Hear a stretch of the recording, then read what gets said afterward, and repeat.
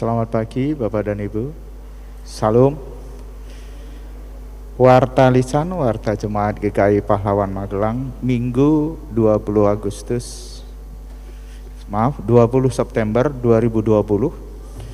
1. Kebaktian pada hari ini, Minggu 20 September 2020, dilayani oleh Bapak Pendeta Ciko Quidlim.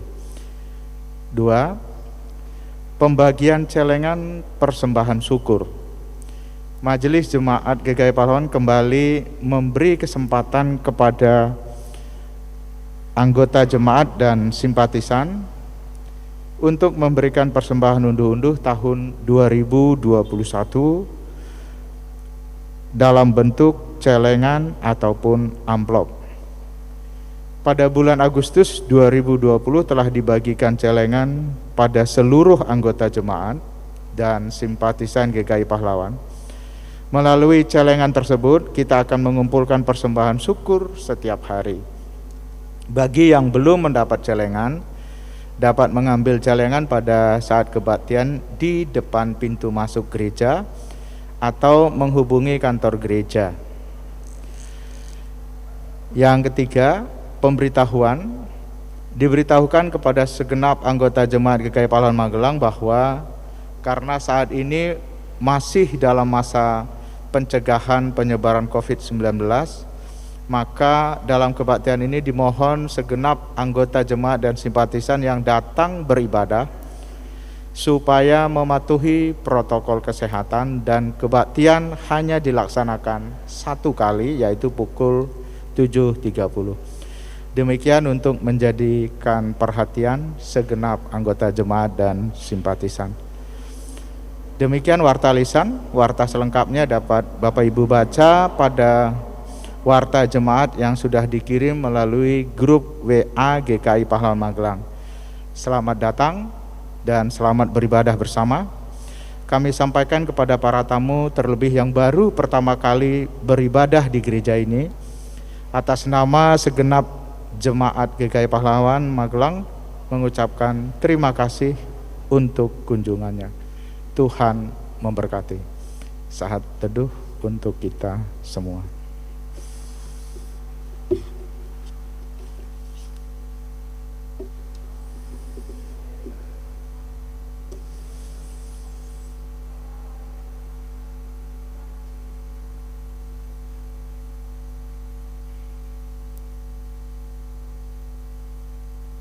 Saat teduh selesai, kami undang jemaat untuk bangkit berdiri.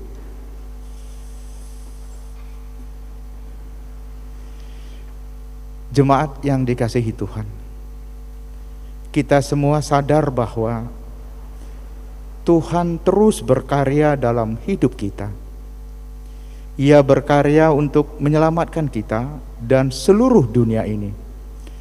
Dalam karyanya itu, Tuhan juga melibatkan kita dan menjadikan kita alatnya untuk keselamatan dunia ini. Melalui ibadah ini, kita akan diajak untuk mengingat kembali panggilan dan pengutusan Tuhan untuk menjadi kawan sekerjanya. Marilah dengan berdiri kita memuji Dia, muliakanlah Allah.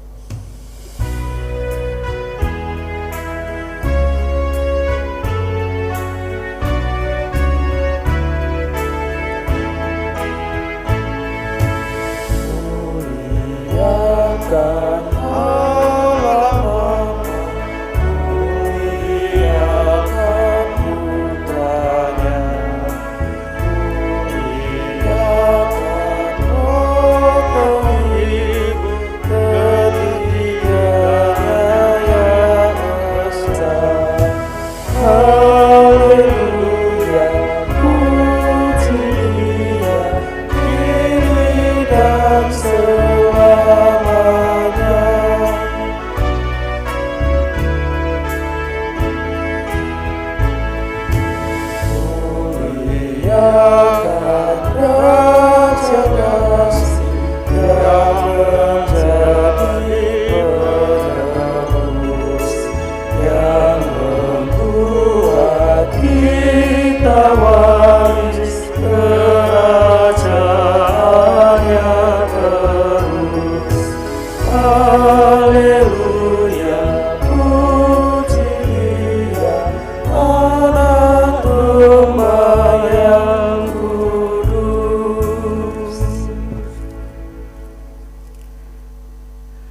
Kebaktian ini terjadi oleh karena pertolongan yang datang dari Bapa, Anak, dan Roh Kudus. Amin.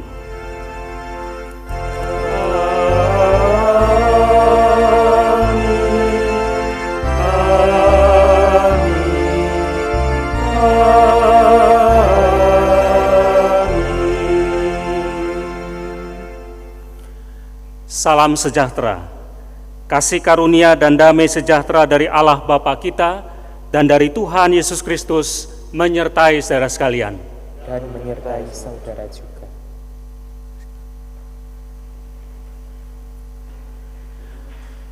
Saudara-saudaraku yang dikasihi oleh Tuhan, jikalau kita melihat kembali kehidupan yang sudah kita jalani sampai hari ini, maka sesungguhnya kita akan melihat karya Tuhan yang begitu besar, karya Tuhan yang luar biasa. Dia bukan hanya datang untuk memberkati, menyertai kehidupan kita, tetapi juga untuk menyelamatkan kita. Bukan hanya kita juga yang diselamatkan oleh Tuhan, tetapi Tuhan menghendaki supaya seluruh dunia ini diselamatkannya. Bahkan Tuhan juga berkenan untuk memakai kita menjadi kawan sekerjanya, menjadi alat Tuhan, bekerja bagi kemuliaan nama Tuhan. Saudara, gereja bukanlah apa, tetapi gereja adalah siapa. Gereja adalah aku dan engkau.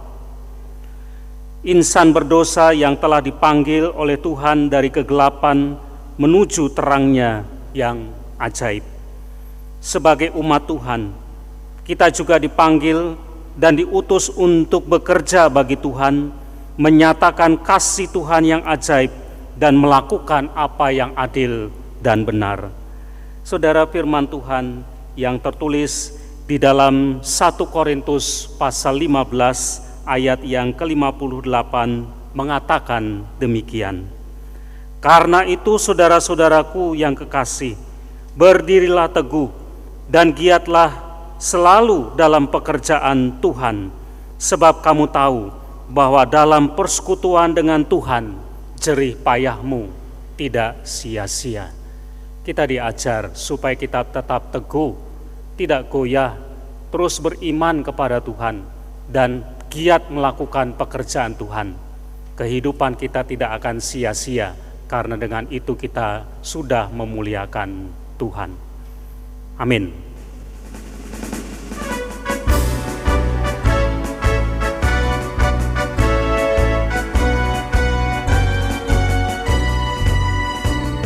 Gereja bagai bahtera di laut yang seram, mengarahkan haluannya ke pantai seberang.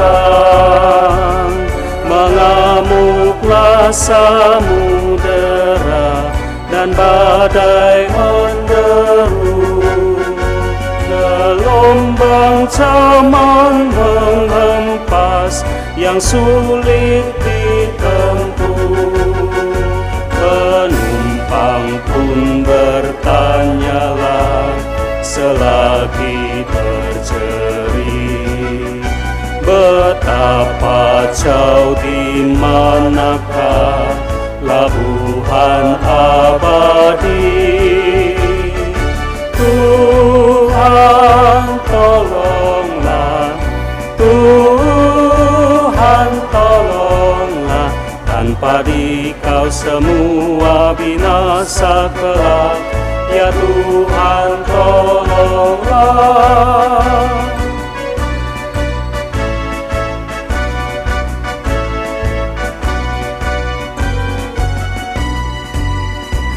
Gereja bagai bahtera pun suka berhenti, tak menempuh samudera, tak ingin berceri, dan hanya masa jayanya selalu dikenang.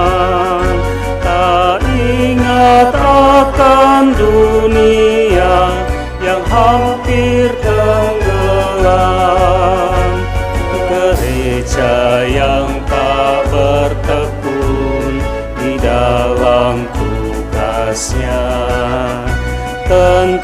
hanya oleh Tuhan pun diberi berkat.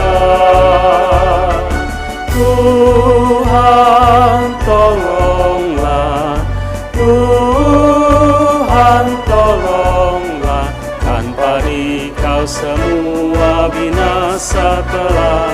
Ya Tuhan tolonglah.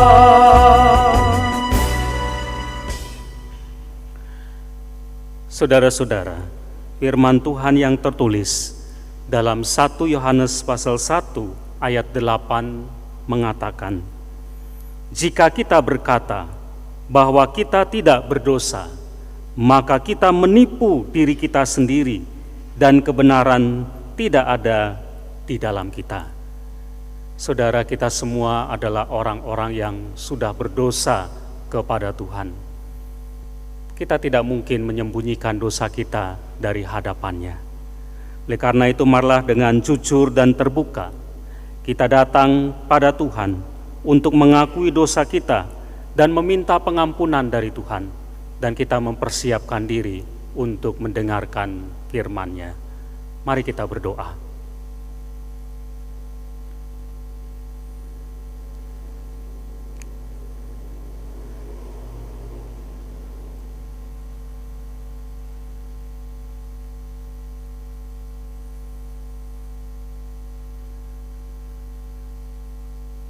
Di hadapan-Mu ya Tuhan, kami datang untuk membuka seluruh kehidupan kami. Tidak ada satupun yang tersembunyi. Kami mengakui ya Tuhan, jikalau kami kembali sudah berbuat dosa, kami tidak hidup benar. Segala yang ada dalam kehidupan kami tidak berkenan kepadamu. Pikiran kami memikirkan hal-hal yang buruk. Kata-kata yang keluar dari mulut kami adalah kata-kata yang tidak menjadi berkat bagi orang-orang di sekitar kami. Perbuatan kami tidak menunjukkan bahwa kami adalah anak-anak Tuhan yang taat.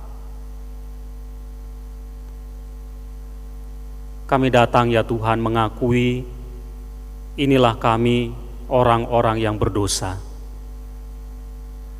Kami datang dengan penyesalan dan permohonan, kiranya Engkau berbelas kasihan kepada kami,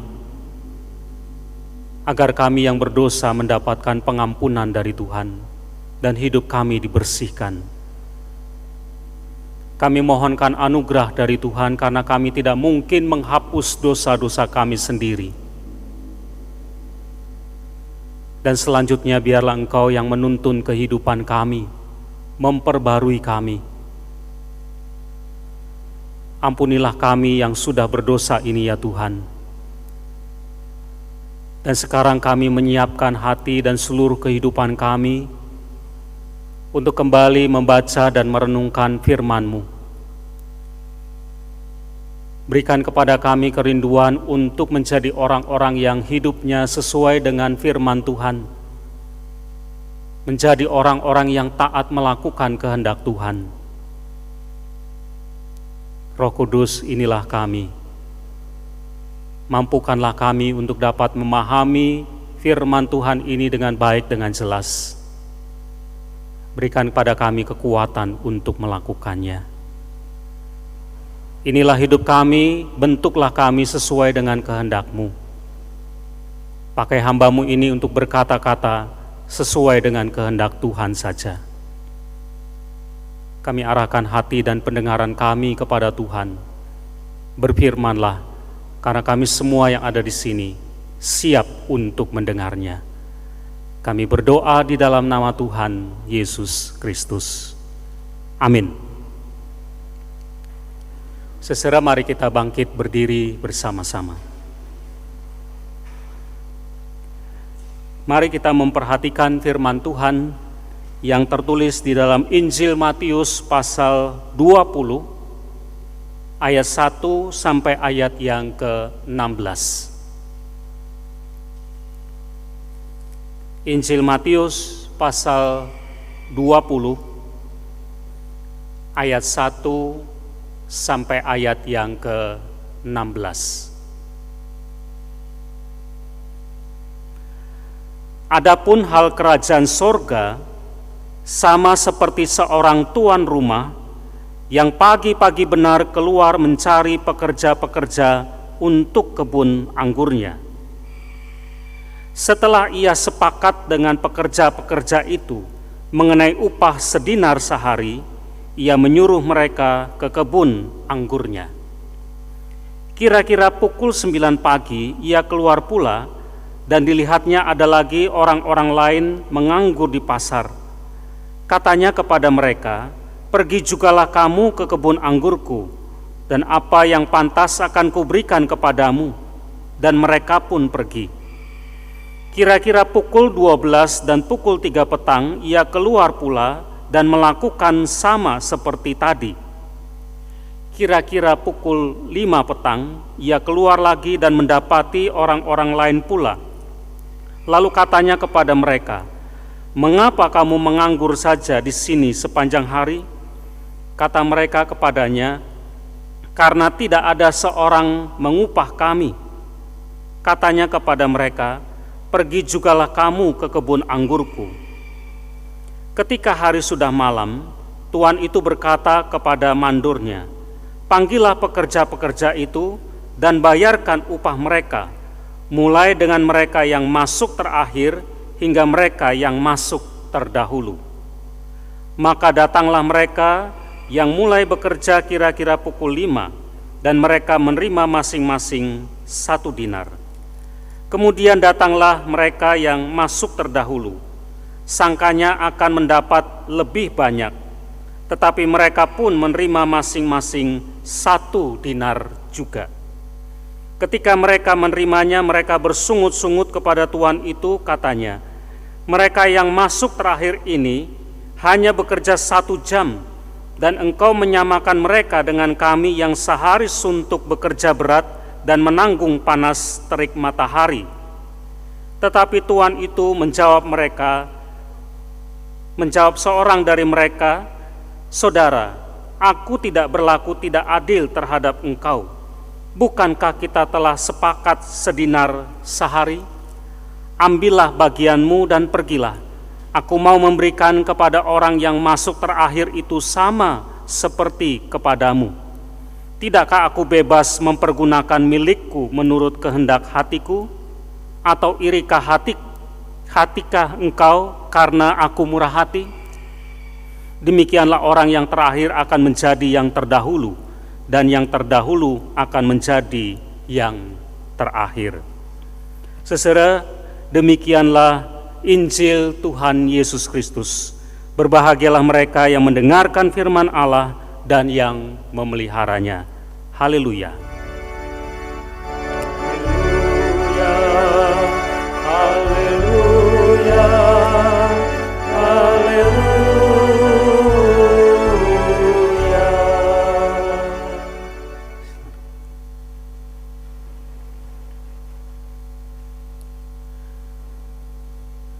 Saudara-saudara yang dikasihi oleh Tuhan,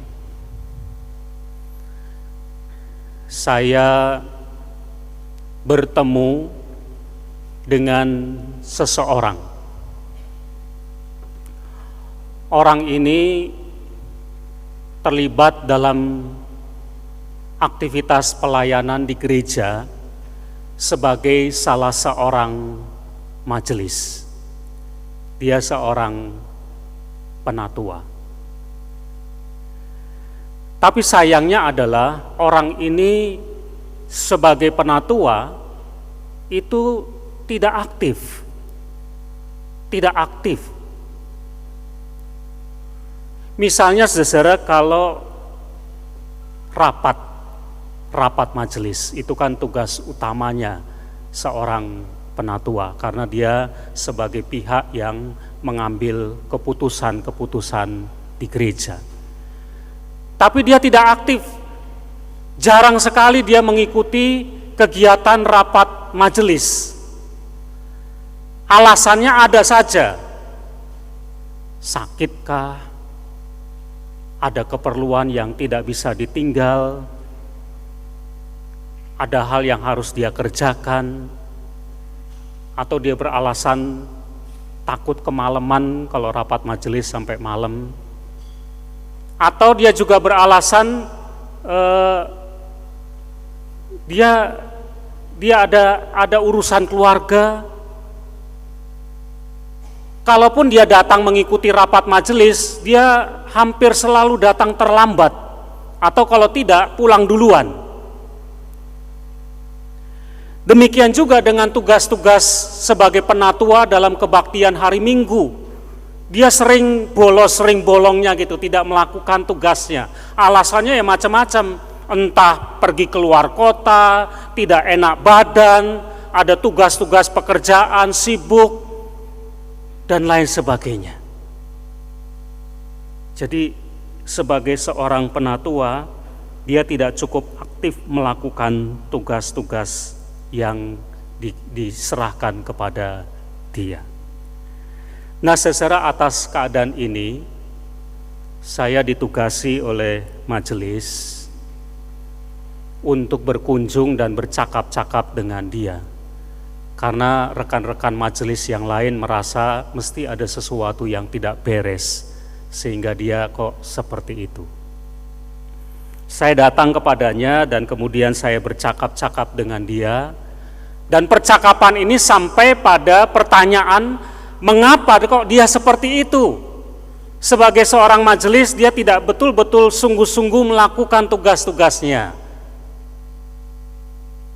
Mula-mula ketika dia ditanya seperti itu, ya muncul lagi alasan-alasan dia tadi ya, sibuk lah, kadang tidak enak badan lah, karena bepergian keluar kota dan lain sebagainya. Tapi saya menghendaki dia menjawab dengan jujur, dan akhirnya dia menjawab dengan jujur. Secara terbuka dia mengatakan begini, sebetulnya dulu saya jadi majelis itu terpaksa.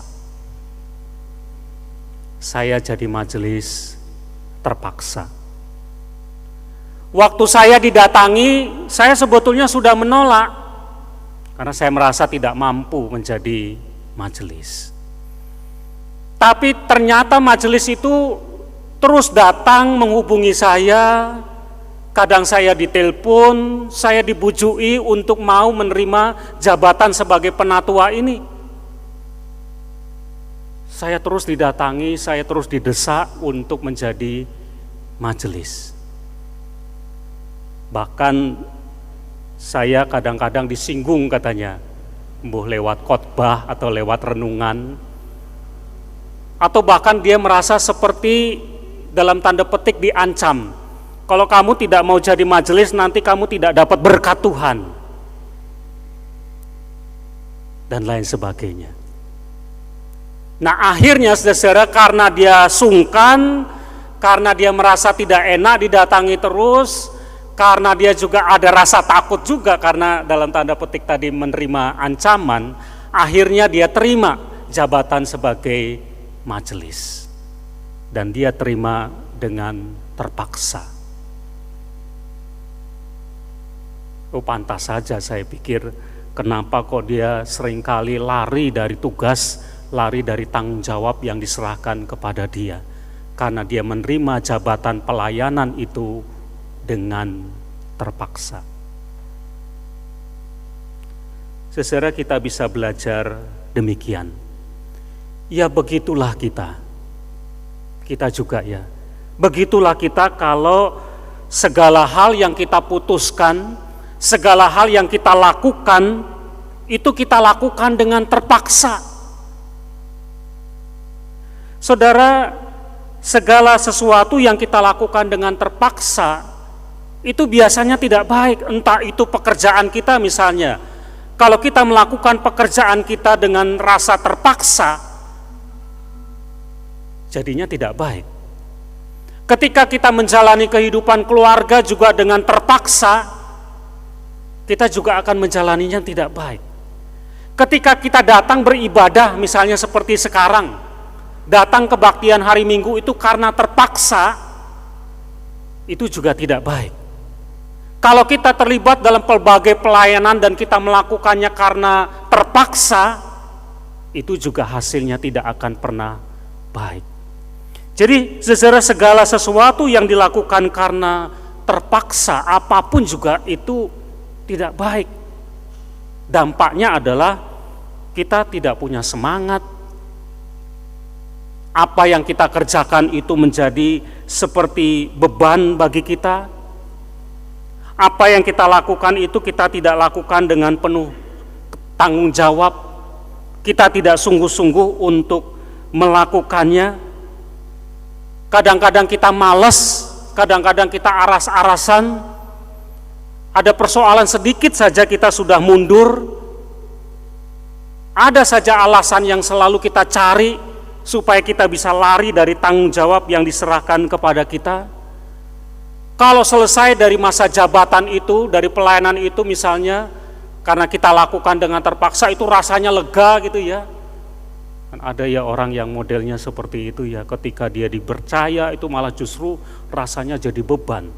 Tapi kalau periodenya mau berakhir kok rasanya, wah sebentar lagi saya selesai, sebentar lagi saya turun. Senang malah, lega rasanya kalau bisa turun. Ada apa dengan kita saudara kalau demikian? Hati-hati saudara, kalau kita melakukan segala sesuatu itu kita lakukan dengan terpaksa, maka hasilnya seperti itu. Tidak ada semangat, tidak ada kesungguhan untuk bertanggung jawab melakukan tugas-tugasnya. Sebaliknya, kalau segala sesuatu yang kita putuskan dan lakukan itu kita lakukan dengan sukacita, dengan gembira, maka hasilnya akan lain. Ketika kita diberi tanggung jawab, kita akan bersemangat untuk melakukannya. Ketika kita diberikan tugas, kita akan bersungguh-sungguh untuk melakukan tugas itu dengan sepenuh hati. Kita berani untuk mengorbankan waktu kita, tenaga kita, pikiran kita, bahkan uang kita untuk melakukannya. Kenapa? Karena ada sukacita. Saudara, yang Tuhan kehendaki adalah kita melakukan segala sesuatu itu dengan sukacita. Apalagi ketika Tuhan pakai kita untuk terlibat dalam pekerjaan-pekerjaan Tuhan. Pekerjaan Tuhan di dunia ini begitu luas, banyak sekali. Dan Tuhan mau pakai hidup kita untuk melakukan pekerjaan Tuhan itu. Kita dilibatkan oleh Tuhan dalam karya Tuhan untuk menyelamatkan dunia. Nah, kalau kita melakukan pekerjaan Tuhan itu dengan terpaksa, hasilnya tidak akan pernah baik. Tapi kalau kita lakukan dengan sukacita, maka sukacita itu akan membuat pekerjaan Tuhan kita lakukan dengan baik, tanpa beban, dan hasilnya juga akan baik. Saudara, mari kita belajar firman Tuhan. Tadi kita membaca bersama-sama Matius pasal 20. Saudara, di sini ada sebuah perumpamaan yang dipakai oleh Tuhan Yesus untuk menggambarkan kehidupan iman orang percaya kaitannya dengan kerajaan Allah. Saudara, dalam perumpamaan ini diceritakan satu kali ada seorang majikan, seorang tuan rumah yang punya kebun anggur. Itu pagi-pagi benar dia keluar untuk mencari pekerja. Dia cari orang untuk bekerja di ladangnya. Ketemulah orang-orang itu, lalu mereka sepakat gajinya adalah 1 dinar sehari. Dan memang upah itu pada zaman itu ya sekian itu. Kalau orang kerja, upahnya ya 1 dinar sehari, sepakat. Maka pergilah orang-orang itu untuk bekerja di kebun anggurnya. Lalu dikatakan ketika jam 9 dia keluar lagi, majikan ini keluar lagi, dia bertemu lagi dengan orang-orang yang tidak bekerja, lalu disuruhlah mereka untuk bekerja di ladangnya. Begitu juga dia pergi lagi keluar jam 12, jam 3, dan terakhir jam 5 sore. Ketika dia lihat ada orang yang tidak bekerja, semua disuruh kerja oleh dia. Bahkan yang 5 sore, yang jam 5 sore itu ditanya, kenapa kamu menganggur seharian? Karena tidak ada yang menggaji kami, mau mengupah kami. Ya sudah, kamu pergilah bekerja.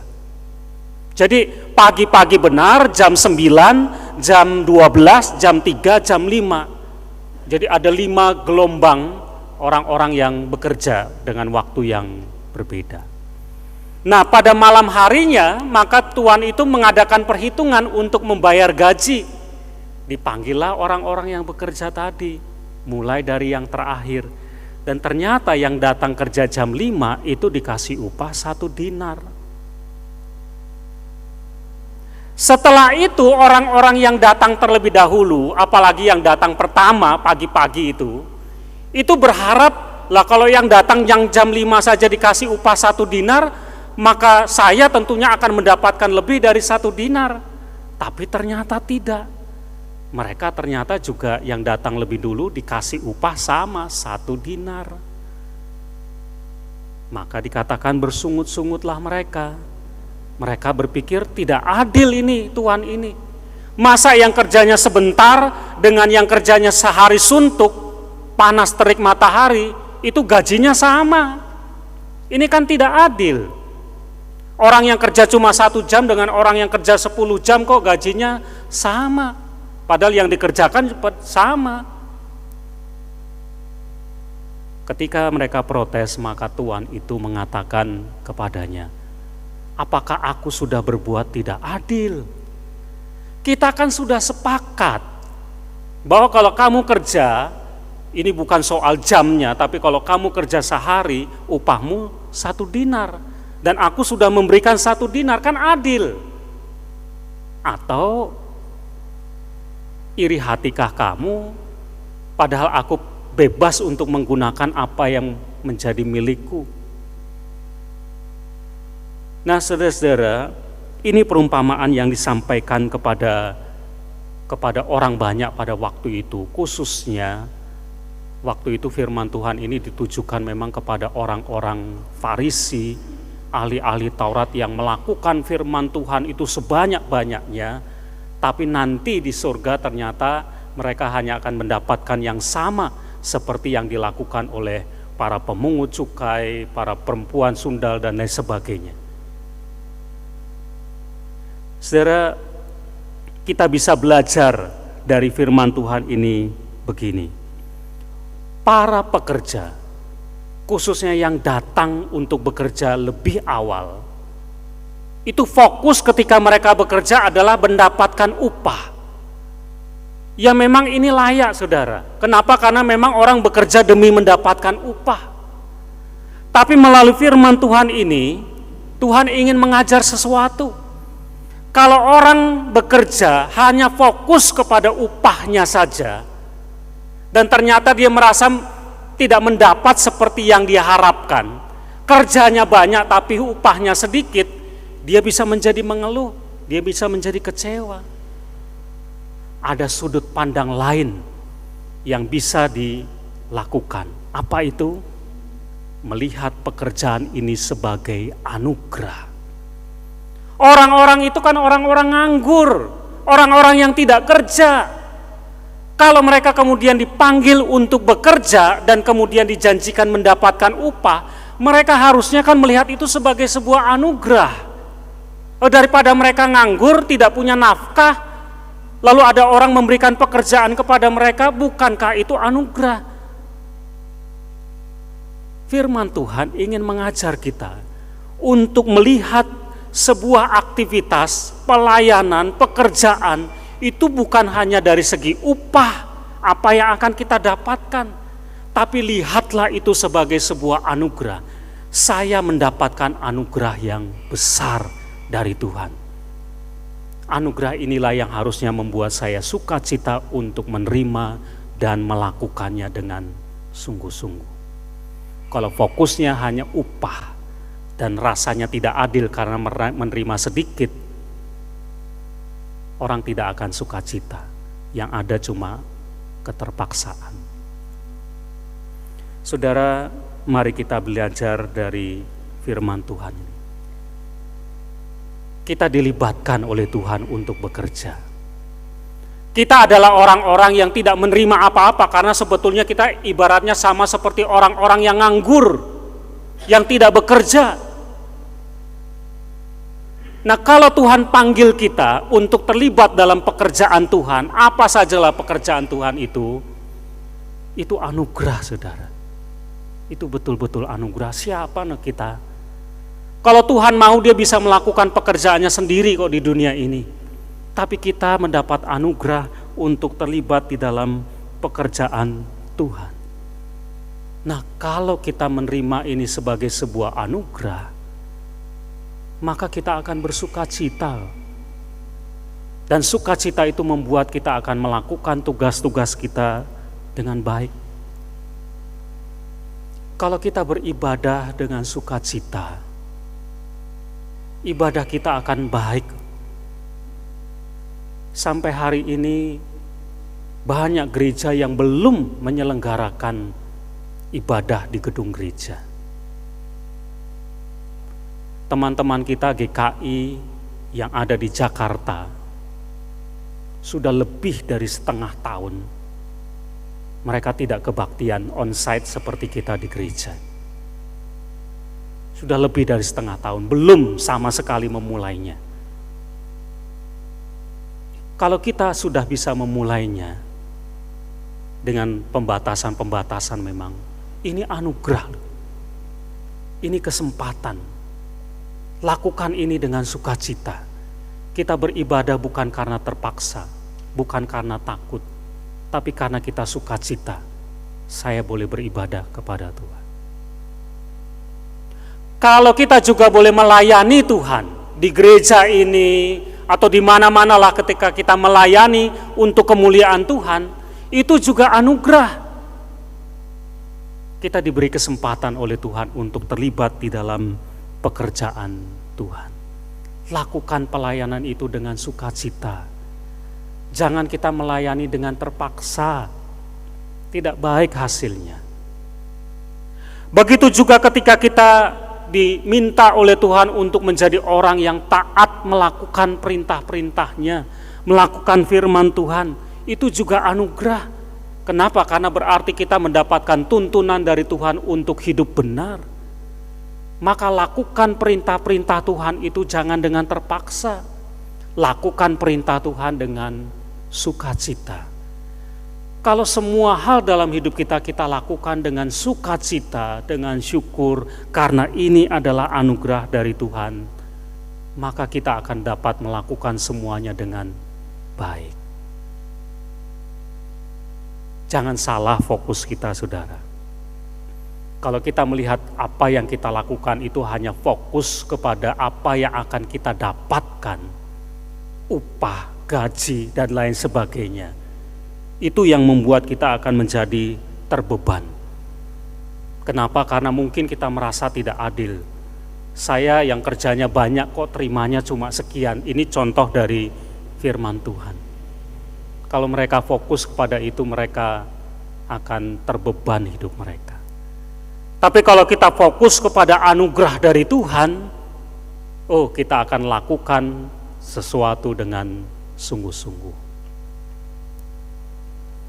Kemarin saya membaca sebuah ilustrasi tentang bagaimana kita fokus kepada pekerjaan Tuhan. Ilustrasinya seperti ini, saudara. Satu kali ada seorang anggota jemaat mengeluh kepada pendetanya.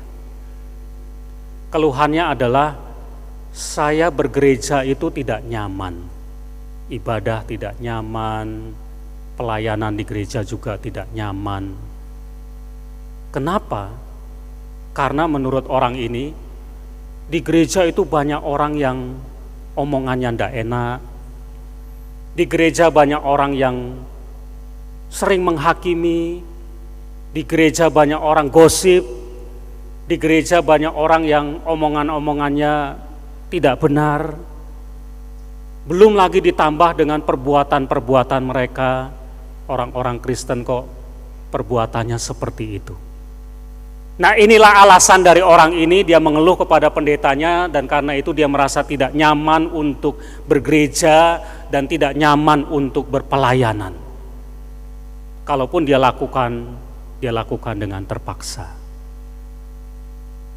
Atas keluhan anggota jemaatnya ini, sang pendeta ingin mengajar sesuatu kepada dia. Begini, besok hari Minggu setelah selesai kebaktian, kita ketemu di gereja ya. Oke. Hari Minggunya mereka bertemu kembali. Lalu Pak Pendeta ini menyuruh orang ini ada gelas kosong, kamu isi gelas kosong ini dengan air sampai penuh.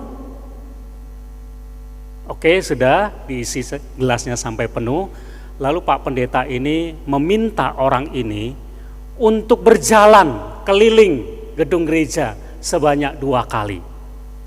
Dengan syarat dia tidak boleh berhenti dan air yang ada dalam gelas ini, yang penuh ini tidak boleh tumpah setetes pun.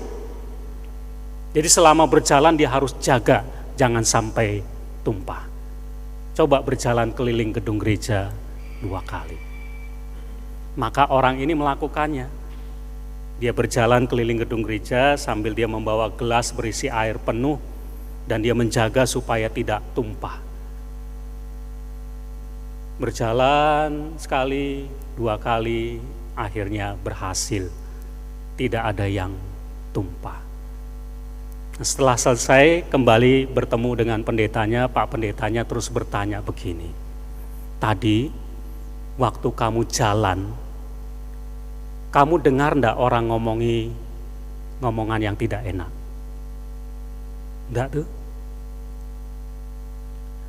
Waktu kamu jalan tadi, kamu dengar ada orang di gereja gosip?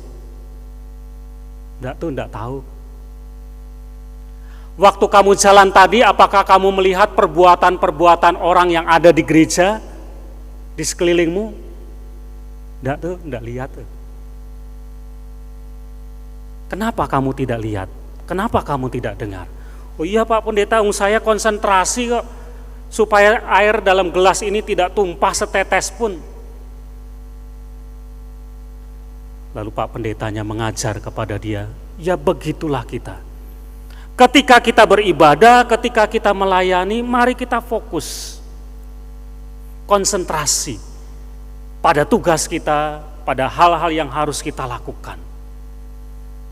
Kalau kita tidak konsentrasi, kita tidak fokus kepada ini, tetapi kita pikirannya kepada yang lain, fokus kepada yang lain, hal-hal yang menjadi batu sandungan bagi kita, kita tidak akan bisa melakukan tugas ini dengan baik. Pesannya adalah fokuslah pada pekerjaan, pada tugas-tugasmu, pada tanggung jawab. Saudara, kalau kita fokus bahwa apa yang kita lakukan itu sebagai sebuah anugerah dari Tuhan, ini anugerah Tuhan ini. Ibadah, pelayanan, ketaatan kita kepada perintah-perintah Tuhan, fokus ini anugerah, saya dapat anugerah dari Tuhan. Maka fokus ini akan membuat kita dapat melakukan tugas kita dengan baik. Tapi kalau tidak, kita tidak betul-betul menghayati ini sebagai sebuah anugerah dari Tuhan, kita melakukannya dengan terpaksa, kita tidak akan dapat melakukan pekerjaan yang Tuhan percayakan kepada kita dengan baik. Mari saudara-saudara, kita terlibat dalam pekerjaan Tuhan. Sekali lagi, jangan dengan terpaksa. Lakukan semua dengan sukacita, lakukan semuanya dengan fokus kepada anugerah Tuhan. Amin.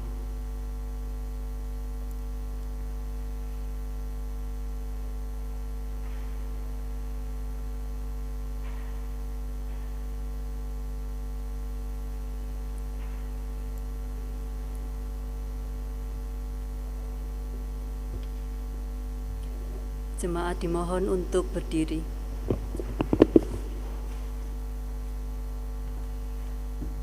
Bersama dengan umat Tuhan di masa lalu, masa kini, dan masa depan, marilah kita ikrarkan pengakuan iman kita sesuai pengakuan iman rasuli. Aku percaya kepada Allah, Bapa yang Maha Kuasa, Khalik langit dan bumi, dan kepada Yesus Kristus, Anak-Nya yang tunggal, Tuhan kita, yang dikandung dari Roh Kudus, lahir dari anak darah Maria, yang menderita sengsara di bawah pemerintahan Pontius Pilatus, disalibkan, mati dan dikuburkan, turun ke dalam kerajaan maut. Pada hari yang ketiga, bangkit pula dari antara orang mati, naik ke surga, duduk di sebelah kanan Allah, Bapa yang Maha Kuasa, dan dari sana Ia akan datang untuk menghakimi orang yang hidup dan yang mati. Aku percaya kepada Roh Kudus, gereja yang kudus dan am, persekutuan orang kudus, pengampunan dosa, kebangkitan orang mati, dan hidup yang kekal. Amin. Jemaat dipersilahkan duduk kembali. Saudara, mari kita satukan hati, kita bersama-sama berdoa. Kita mau menaikkan doa syafaat kita. Mari kita berdoa.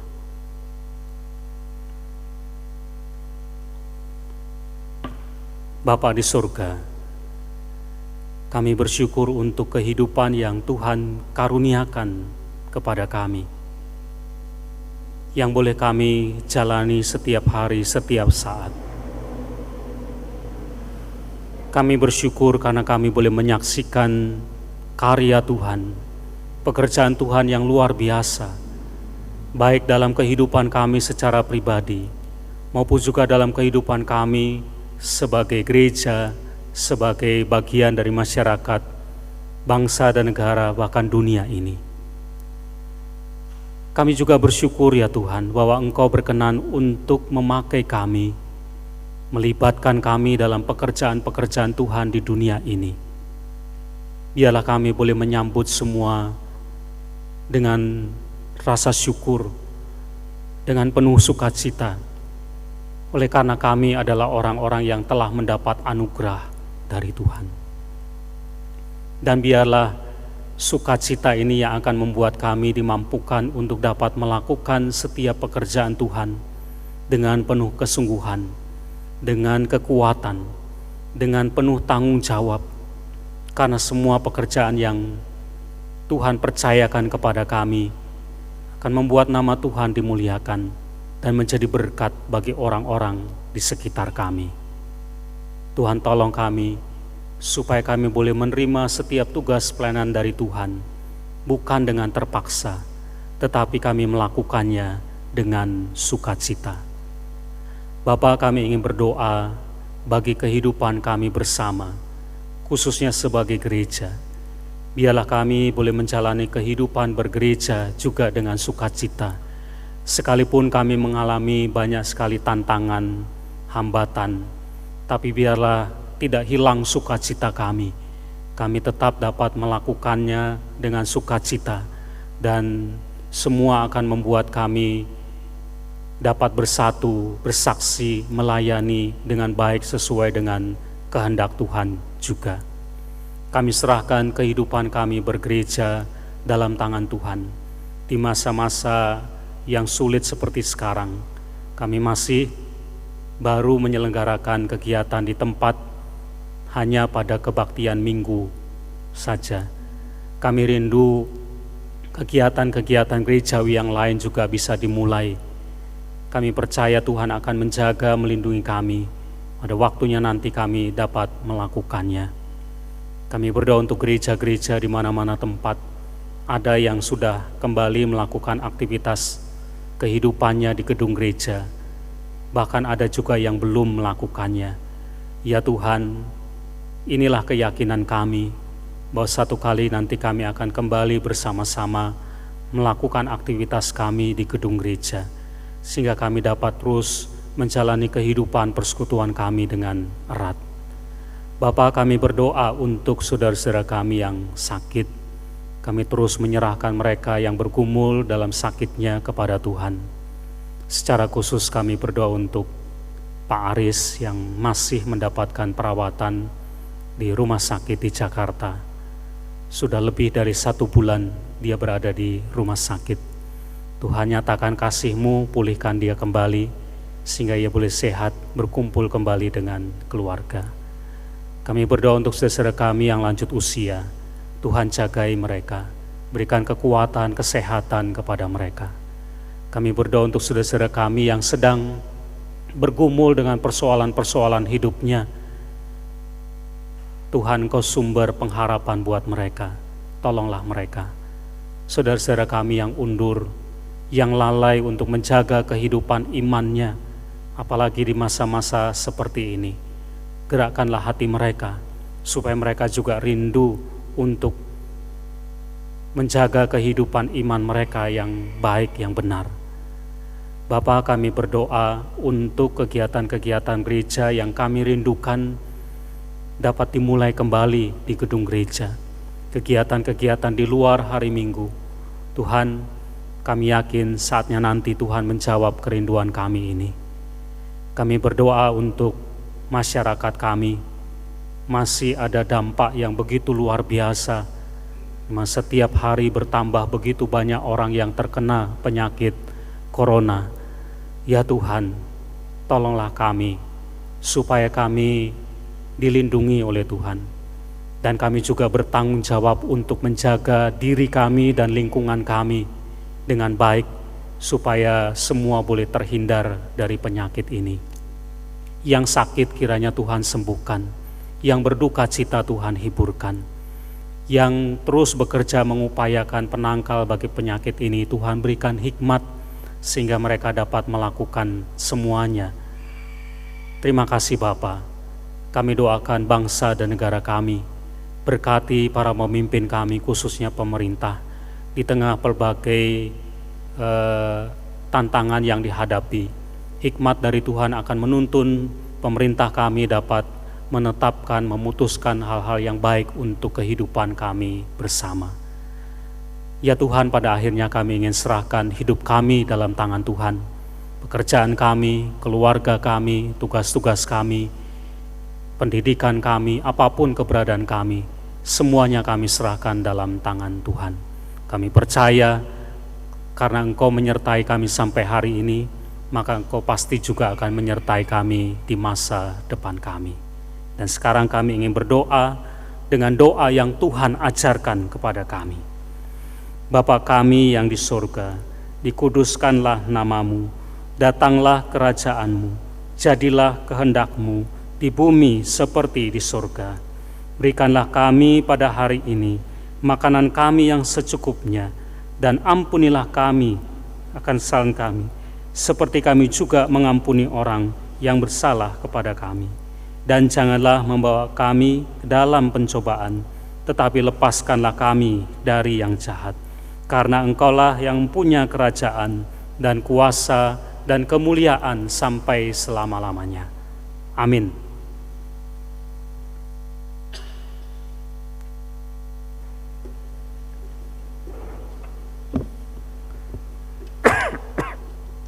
Bapak, Ibu, Saudara sekalian, hidup ini adalah anugerah Tuhan yang luar biasa.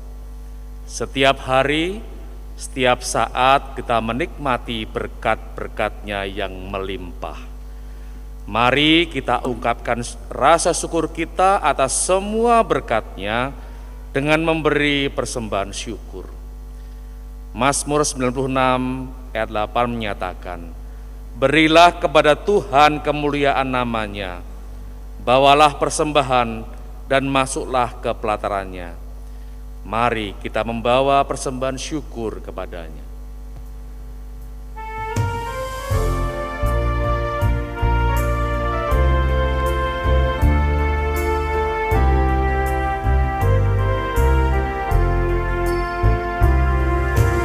Bagi Yesus ku serahkan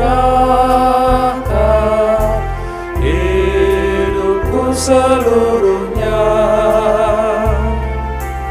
hati dan persembahanku, pun waktuku miliknya. Bagi Yesus semuanya, pun waktuku miliknya.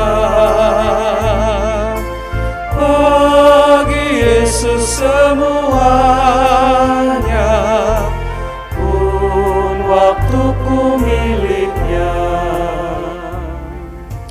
Jemaat dimohon berdiri. Marilah kita berdoa. Tuhan Bapa kami, sumber berkat kami, sumber anugerah kami. Oh Bapa, terima kasih dan mengucap syukur atas semua berkat yang kami terima dari hari ke hari ini Bapa. Engkau jagai kami, Engkau berkati kami, Engkau sertai kami di setiap langkah kami. Oh Bapa, oleh karena itu kami saat ini mempersembahkan dari berkat-Mu itu Tuhan. Oh Tuhan, terimalah persembahan kami ini. Dan kami berdoa juga yang mengelolanya juga, biarlah mereka dengan bijaksana dan penuh tanggung jawab. Tuhan, kiranya juga Engkau ampuni dan kesalahan kami jikalau terselip dosa di dalam kami mempersembahkan persembahan ini. Di dalam nama Tuhan kami Yesus Kristus, doa ini kami panjatkan.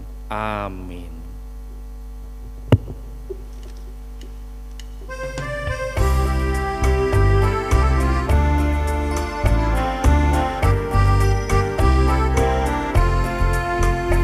Tuhan mengutus kita ke dalam dunia, bawa pelita kepada yang gelap.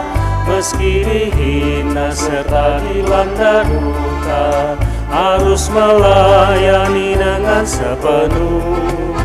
Dengan senang, marilah kita melayani umat-Nya. Dengan senang, berarti kita memuliakan nama-Nya.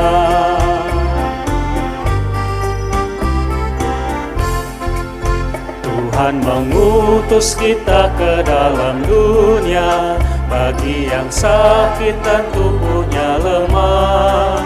Meski dihina serta dilanda duka, harus melayani dengan sepenuh. Dengan senang, marilah kita melayani umat-Nya. Dengan senang, berarti kita memuliakan nama-Nya.